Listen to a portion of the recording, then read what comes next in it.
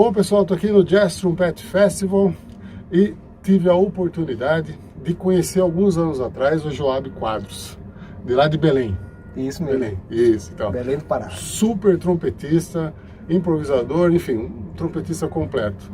E aí eu vi ele andando por aqui, eu falei, é hoje que ele vai conversar comigo, porque eu tenho curiosidade de saber muita coisa sobre ele, eu garanto que muita gente tem.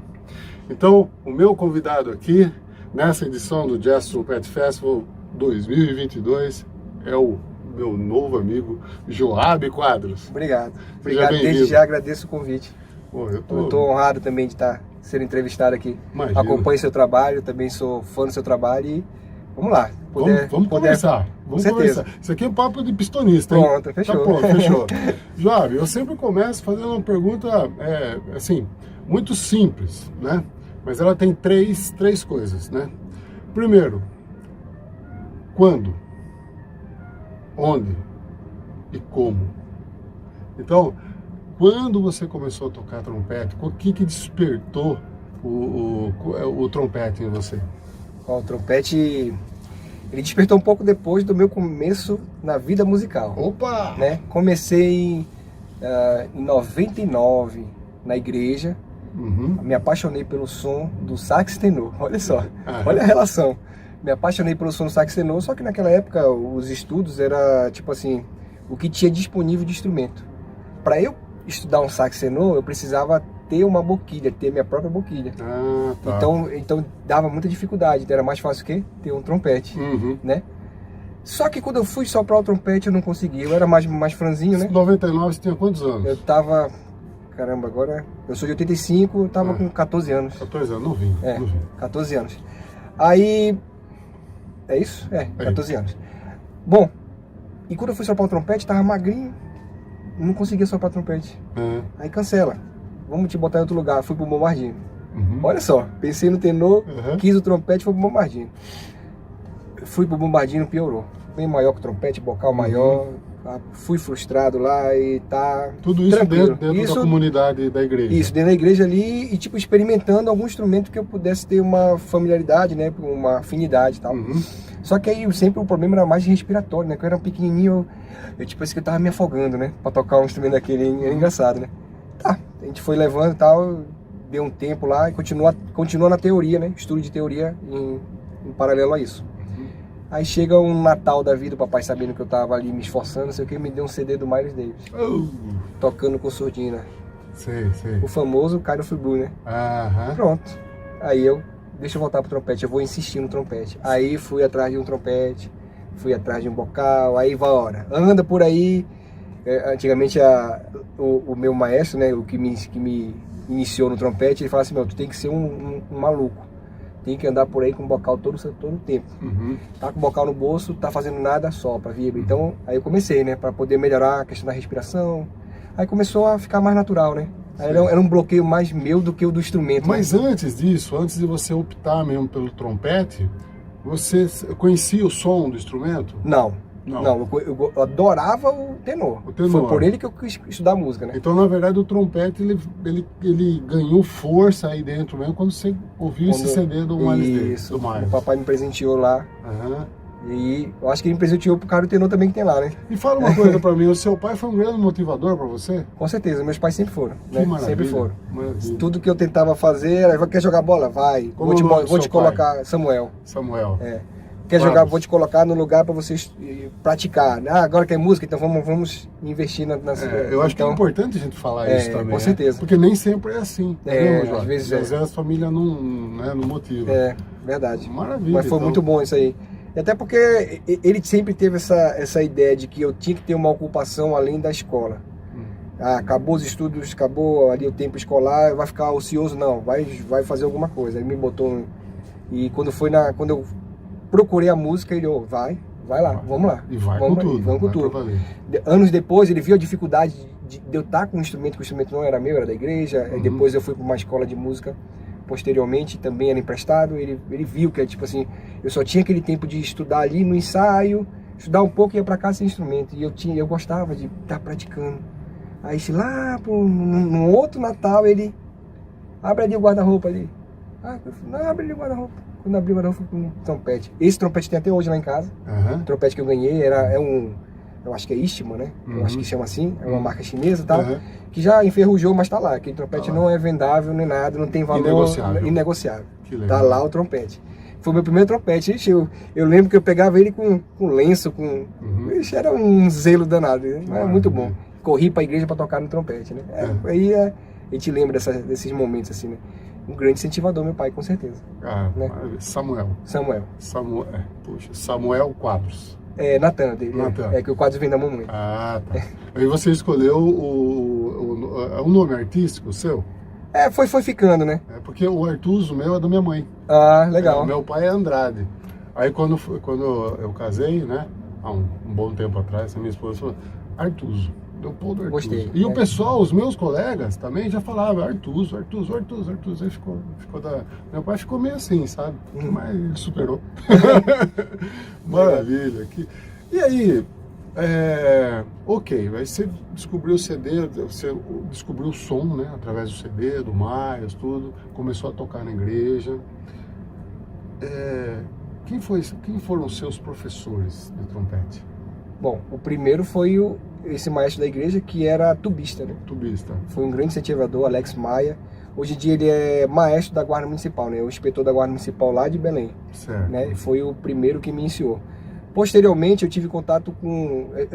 Só foi militar que foi eu fui me envolvendo ali.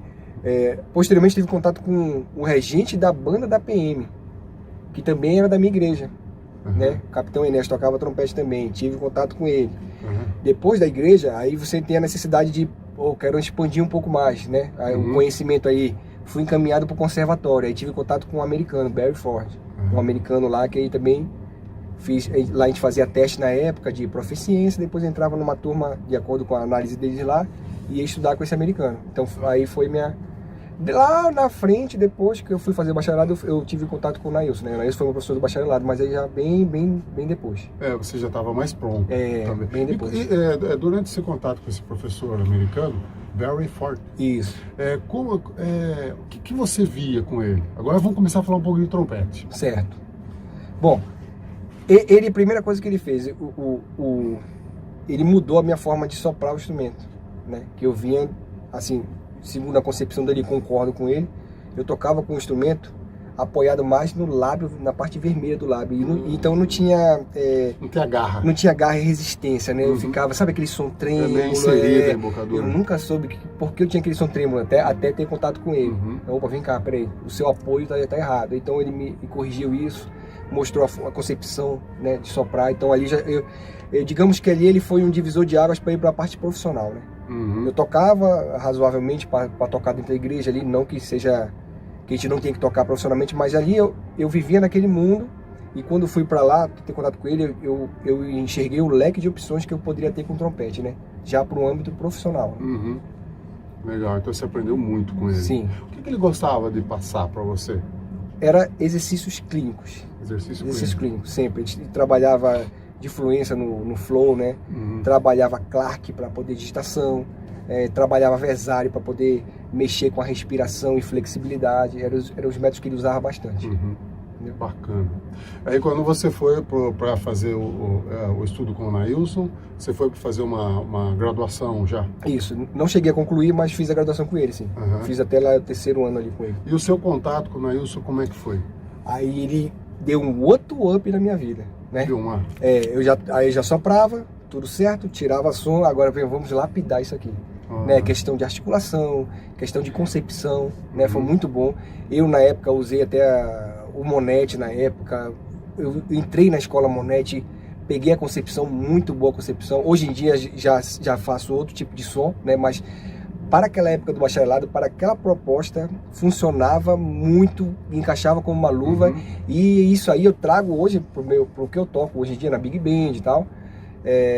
Eu trago pouco dessa concepção, né? De corte de nota. Não é só o início da nota, tem o final da nota que também eu preciso não deixar ressoar. Então são muitas concepções que o Nailson trouxe que fez com que mudasse de novo o nível, né? A vida é assim, na verdade, né? Toda vez que a gente vai tendo contato, se a gente está aberto a ouvir e aprender, a gente consegue lapidar o que a gente tem. Porque não existe uma coisa que a gente faça que chegue à perfeição. Sempre a gente pode lapidar. Então, esses contatos, graças a Deus, por mais que eu fosse novo na época, eu consegui extrair coisas boas pra minha vida, né? Sempre tem, né, uma coisinha de uma pessoa que às vezes até toca pior que você, né? E fala, pô... Mas a sacada é certa. Bem legal. Bom, Joab, todo mundo sabe que você é um senhor improvisador. Poxa, eu agradeço. Né? Eu já vi muitas coisas vi hoje, né? Hoje de manhã tive a oportunidade de ver vocês lá com o Greg e tal. Vamos conversar um pouquinho de improvisação. Como é que a improvisação chegou na sua vida? Foi naquele CD também ou foi um pouco depois? Não, foi um pouco depois. Tá. Já foi com... A questão da improvisação, eu sempre... Quando eu comecei a ter o contato com o trompete, eu comecei a me voltar para o trompete direto. Então, começava a ouvir solos que não era do CD ali de jazz. Era solos que ele tá andando no ônibus aí, tem um trompete solando ali, que legal. Chegava em casa, ia caçar isso em algum lugar ou tentava imitar, lembrar. Então, isso aí depois eu ia tocar na igreja e tinha um solo na igreja. Eu sempre gostava de fazer um pouco diferente do que estava na partitura. Então, isso aí já começou a despertar o quê? Eu não fazer sempre o que estava ali. Aí eu comecei a ir para esse lado da improvisação em si. Comecei com melodias simples. Comecei, caramba, eu posso botar um pouco mais do que eu penso nisso aqui. Então, eu acho legal da improvisação que existe uma liberdade de que eu possa me expressar. Porque eu faço assim, entre aspas, por quê? Porque tem a questão que a gente obedece harmonicamente, né? Tem a questão da melodia, tem muita coisa que a gente obedece. Mas tem muita coisa que eu posso empregar a minha identidade. Então, assim, eu gostei muito disso. E o pessoal fala muito, quem tem contato comigo sabe disso, eu sou imperativo. Eu fico o dia todinho ligado. Se eu parei é porque eu tô dormindo. Quando acordei é ligado o dia todo. Então, a improvisação, ela faz com que eu aproveite essa parte imperativa para extravasar. É porque, assim, eu pego um exercício de flexibilidade, eu gosto de fazer. Só que eu não gosto de estar pensando apenas na flexibilidade, eu quero estar pensando num acorde. Quero estar pensando... Montar uma frase. Se você colocar isso aqui dentro de um tema musical, poxa, dá para colocar, olha aqui. Então, ou seja, eu quero fazer essa conexão dos meus estudos técnicos para a música que eu vou fazer. Né? É como se eu ficasse... Assim, isso é uma coisa que não estou falando que é isso, mas é como eu me sinto. Só estudar flexibilidade por flexibilidade, sem pensar no que eu estou fazendo, para mim, eu me sinto meio que acomodado. Então, alguma coisa está faltando. Eu quero estar pensando em mais coisas. Então, aí a improvisação me dá. Para mim, me dá o que eu preciso para continuar, é o combustível para continuar, né? E para ter essa liberdade de fazer as coisas. Eu gosto muito. Quando você descobriu essa paixão pela improvisação, tal, essa conexão, né? Aonde você ia poder extravasar essa energia, tal, você procurou alguma linha ou você procurou alguém para te conduzir, para te ajudar a trilhar esse caminho? Primeiro eu apanhei. Eu cheguei lá e, tipo assim, tentou. Rapaz novo, acho que sou autossuficiente, acho que consigo fazer tudo. Isso era a minha realidade para aquela época. Fazia e me metia a fazer. Algumas coisas funcionavam, muitas coisas não funcionavam, né? Tranquilo. Lá em Belém, tem uma geração de saxofonistas que eles estão levando tudo. Eles se juntam e já estudam há muito tempo. Já foram para esse lado de estudar harmonia e tudo mais. E na época que eu comecei a tentar fazer, quando saí do âmbito da igreja e fui para as bigs experimentais ali, na escola de música, coisa do tipo, eu também arriscava. Eu tinha um pouquinho de coisa boa ali, mas tava faltando mais coisas, né? Até que um dia desse bateu assim no meu ombro, cara, tá legal, é legal, tu tem uma intuição boa, mas tá faltando estudar harmonia. Aí, opa, tá faltando estudar harmonia. Aí, bora focar nisso aí. Aí fui atrás de um colega meu, já no quartel, também sou militar, né? Já no quartel, um cara bom de harmonia, Rafael Oliva, ele dá aula de arranjo para metais, agora tá dando aula de arranjo, né? Você já viu, deve ter um canal dele e tal. Eu servi com ele, e aí a gente começou. Ele falou, Jabe, tá aqui, ó, o livro do Ian Guest. Pá, todo mundo conhece Ian Guest, tá aqui, te vira. Aí comecei a perturbar ele. Ian Guest, vamos ler, vamos perturbar, e fomos lá, e depois foi passando pro trompete. Então, aí começou as coisas a funcionarem. Eu comecei, a primeira coisa que aconteceu comigo foi ter vergonha do que eu fazia. Porque eu comecei a entender, puxa, muita coisa que eu fazia tava muito muito além do que eu poderia ter feito, né? Ou então estava escorregando ali. Muita gente não me disse, mas o cara começou a me dizer, aí eu comecei a ir para esse lado, de estudar harmonia, de praticar com mais consciência, né? Foi o lado que a gente fica mais, né? Aí me juntei com o pessoal do sax. Aí um trompete no meio do sax é meio complicado, mas aí fui pegando as coisas boas, a gente fez um grupo de estudo lá, e mais que eu já estava mais avançado, e eu fui correndo atrás do prejuízo, né? Já tocava há bastante tempo, mas aquele caminho novo ali era realmente novo, né? Eu tava pisando ainda. Então você foi ajudado nessa empreitada, você foi ajudado por uma pessoa, de repente, que não era um trompetista. Isso. E aí a gente entra num ponto aqui que é muito interessante, né? Porque o trompete, você deve conhecer muitos trompetistas, né? Sim. O pessoal é muito assim, né? Trompete, ouvir trompete, fazer coisa de trompete, estudar com um trompetista, né? E necessariamente esse não precisa ser o caminho. Com certeza. Né?